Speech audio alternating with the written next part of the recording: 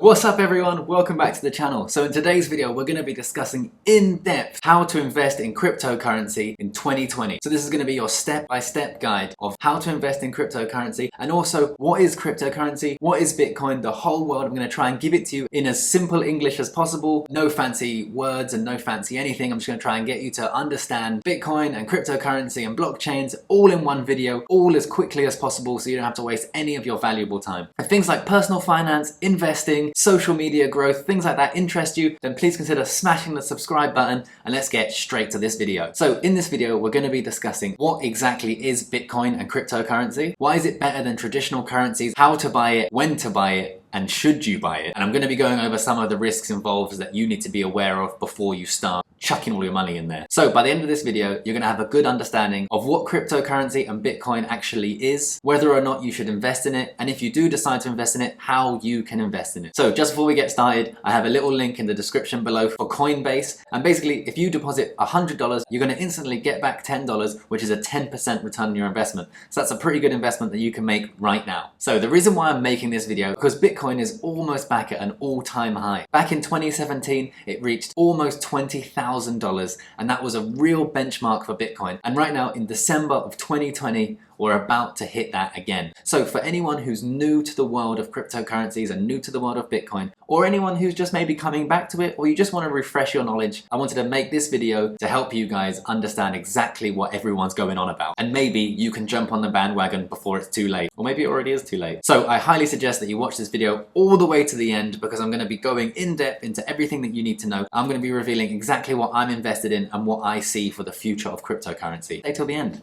Smash that like button. I really appreciate it. So first off, what is cryptocurrency? Just like any other currency that we're used to, pounds, dollars, anything like that, it's used to buy and sell things in the real world. Much like normal currencies, its value goes up and down. There's hundreds of different cryptocurrencies out there, and these are known as coins. Coins like Bitcoin, Ethereum, and Ripple are just to name a few, but there are literally hundreds out there. So you might be thinking to yourself, how do I even use this currency? If it's not based on anything and it's not real, how is it safe and how do I use it? So in essence, cryptocurrency uses a system known as a blockchain instead of using a central bank, which is what we're used to using now. In the way that each country has their own central bank, blockchain is a new replacement for the central bank of the whole world. So in very simple terms, cryptocurrency, instead of using a central bank, uses what's called a blockchain. So what is a blockchain and how do we even trust it? So this concept is super in-depth. It's really hard to understand. I barely even understand it. I've just spent the last 3 hours discussing how exactly I can describe this in the simplest possible form, and this is the simplest possible form I could come up with, so bear with me. Hopefully you understand. Sorry if it's a little bit confusing or I make no sense. Do let me know in the comment section if I made sense, if I helped you maybe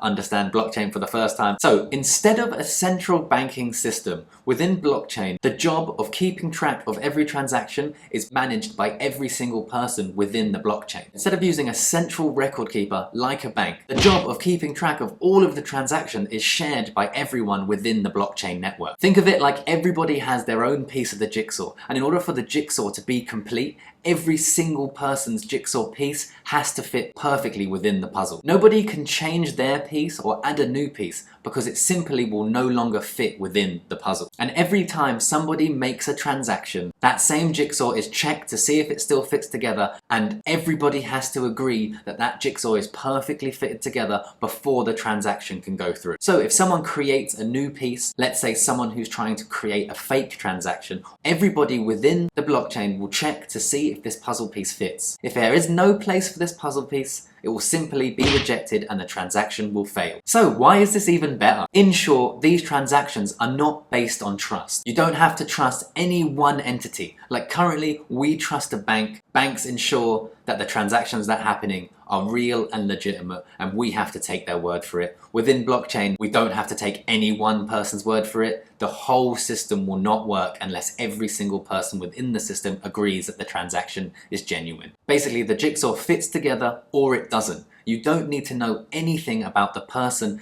adding the jigsaw piece All you need to know is that the piece fits. So in essence, blockchain allows us to have confidence in cryptocurrencies because they cannot be faked like traditional currencies. Like faking a banknote and paying for something in a shop cannot be done within a blockchain. Please do smash the like button right now if I made an okay job of explaining what a blockchain is. It's really difficult, but hopefully I did a good job. So now you know what a blockchain is. What exactly is Bitcoin? Let's just quickly take a look at the chart. So as we can see from this chart, Bitcoin was created in 2010 and very little happened to do with the price. I mean, there was a massive run up from nothing to about $1,000 in 2014. And then we saw it basically didn't do much for a while until we get to 2017, where it ran all the way up to about $19,000 and then all the way back down to 3.5 in January 2019, which was when I bought. And then we started to have a run up again and a back down and an up and a down, and right now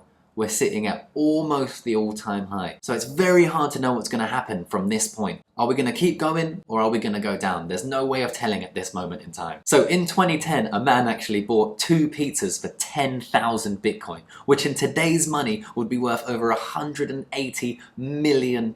He was later interviewed and he says that he has no regrets about actually spending the money because his transaction and a few others at the time were actually what kick-started Bitcoin becoming a currency and becoming what it is today. Coins need to be used in the real world to create value and to help people believe in their value, which is called perceived value. So people refer to putting money into crypto as investing, but it's very different to stocks and shares, which are backed by companies that you can research, whereas a cryptocurrency is solely based on its perceived value. So it could be worth one thing one day and another thing the next day, and what you have to understand is it's more or less gambling or speculation. So in that world of gambling and speculation, you can make a lot of money, but you can also lose a lot of money, and that's something that you have to be aware of before you start investing. So, do I invest in Bitcoin? And if I do, why do I like it so much? The short answer is yes, I very much invest in Bitcoin along with some other cryptocurrencies, which I'm going to be going over soon. But the reason why I really do like Bitcoin and the concept of Bitcoin is because it's actually finite. So there's a limited number of Bitcoin that can ever be in existence. Because Bitcoin is finite, if it becomes more and more widely accepted, I believe this will make it become more desirable to investors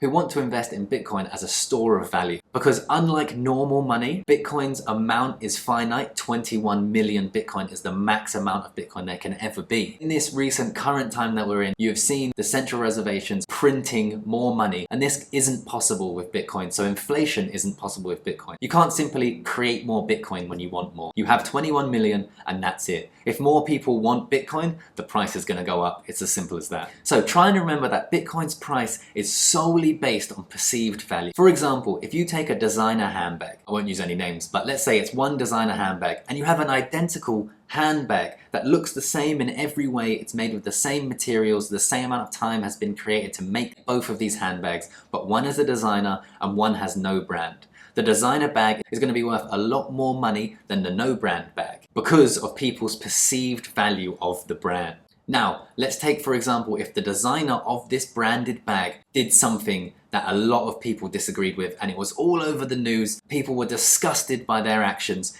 this would mean that the bag would now be worth a lot less money because people would perceive that company and that brand as worth less because they don't want to put their money into it anymore. The bag becomes worth less because its perceived value goes down. Now, the same can apply to cryptocurrencies and normal currencies for that matter. Right now we have Brexit talks going on in England and that brings the perceived value of the pound down. We don't know how long that will last, but for now, the perceived value is down. And also, much like the fashionable handbags, cryptocurrencies are subject to fashion. They could be in fashion one day and out of fashion the next. We saw this in 2017, where cryptocurrencies and Bitcoin were very much in fashion. They were all over the news, everyone wanted to be a part of it. Then they started to go down a little bit and everybody wanted out. Their perceived value went from an all-time high to a massive low. Everybody got out and the prices crashed to a fraction of the price. So that is the risk that you're getting involved in when you're investing your money into cryptocurrencies. So should you start investing into crypto. In my personal opinion, I feel like everybody should allocate a small part of their investment portfolio into cryptocurrency. Now, I highly suggest that any money that you do put into crypto shouldn't be money that you need or rely on. It needs to be money that you're okay with losing 100% of. If you're planning to use the money or use the gains from crypto, I highly suggest that you don't even invest. You should only invest money that you're more than happy to lose 100% of. Personally, I think the reward of cryptocurrencies and being invested in them outweighs the risk. In my opinion, Bitcoin could be worth hundreds, if not millions of pounds or dollars in the near future. I'm willing to put my capital at risk for that chance. As the transaction speeds within Bitcoin are quite slow, I don't believe that it will be the #1 currency that we use to pay for our everyday items, but I do believe that it will become a store of value. Much like we don't pay for things with gold, but we store value in gold, I believe that we'll store value in Bitcoin, even though we won't necessarily pay for things with it. There are currently just over 18 million Bitcoin in circulation. We're still mining Bitcoin. In short, mining Bitcoin is just being the person that checks the puzzle pieces are all intact and all in place. If you do the checking of the puzzle, you get paid for checking the puzzle with Bitcoin, and that's what's known as a Bitcoin miner. As time goes by, the speed in which Bitcoin is mined slows down. So recently in May, we had a Bitcoin halving, which means that the speed in which Bitcoin is mined halves. That means that the supply of Bitcoin has now slowed down. But if the demand for Bitcoin increases, you know what that means. Demand goes up, supply goes down, the price goes up. Show me the money. That's my opinion. That's what I see in the near future of Bitcoin. And that's why I'm investing, not heavily, but a fair decent of my portfolio into Bitcoin. And I think some of you should do the same thing. So how exactly can you buy your first crypto investment? There's many different platforms you can choose from. I highly suggest if you're a beginner, you choose Coinbase. It's a very, very easy to use platform. When you sign up, you'll ask to provide some details and you'll need to provide a proof of ID in the form of a driver's license or a passport. But there's over 35 million users. And like I said earlier, if you sign up now using the link in the description, you'll get an instant 10% return on your $100 investment. If you do want to get involved in some other cryptocurrencies known as altcoins that aren't Bitcoin, I highly suggest that you download an app called Binance. I'll also leave the link in the description. You can sign up there and you can start trading cryptocurrencies right now. So you've signed up to Coinbase or Binance, which cryptocurrency should you buy? My portfolio consists of 50% Bitcoin, 25% Ethereum, 12.5% of Cardano, and another 12.5% of Icon. Other than Bitcoin, these are cryptocurrencies that I've done my own research on and I believe in the future of them. If you want to invest in any cryptocurrencies, what I highly suggest is that go out and you do your own research. Unlike stocks and shares, you can't really do the same level of fundamental research because there's no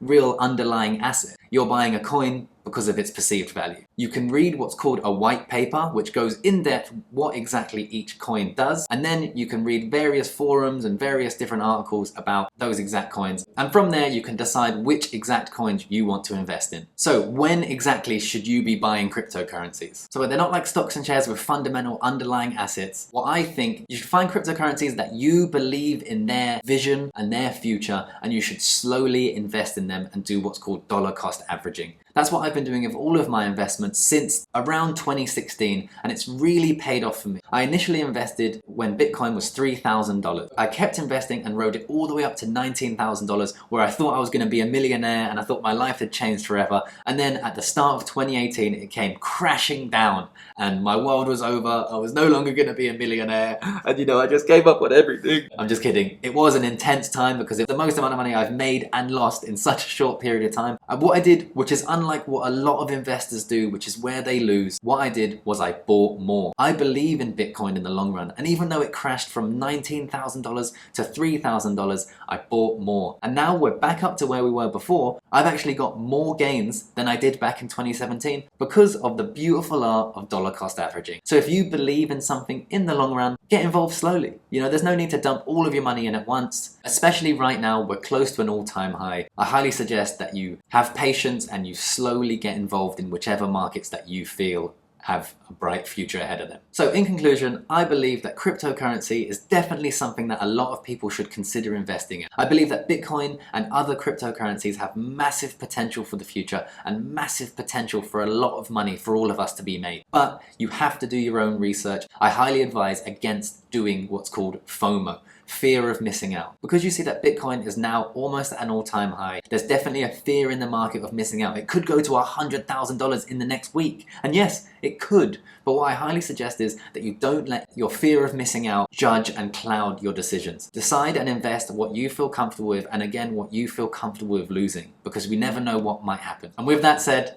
we're at the end of the video. I really hope that you've enjoyed it and you've got some value. I actually really enjoyed making this video, and I'd love to make more videos around cryptocurrency and investing. If that's something that you would be interested in, please consider smashing that subscribe button. And if you did, I'll see you in the next video.